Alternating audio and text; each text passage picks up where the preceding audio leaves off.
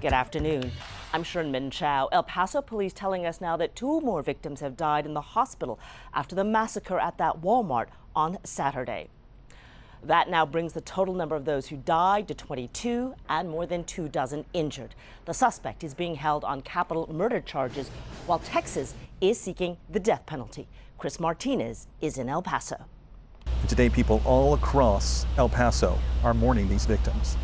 Mourners comforted each other Monday in front of a vigil for the victims of the Walmart mass shooting in El Paso.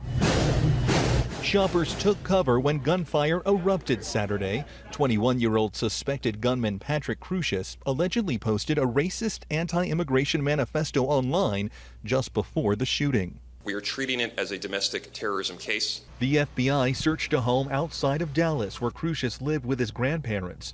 They released a statement saying they are devastated and praying for the victims.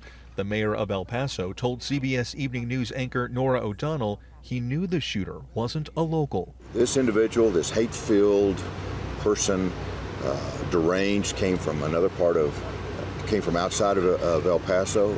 I am firmly convinced that this would have never occurred with an El Pasoan.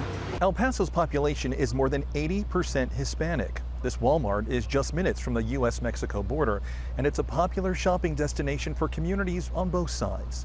Among the victims, Jordan and Andre Anchando. The mother of 3 apparently shielded the couple's 2-month-old son from the gunfire. And he's got 2 broken fingers, a couple of bruises, but he's alive. Multiple Mexican nationals were also killed in what is now the 8th worst mass shooting in modern American history.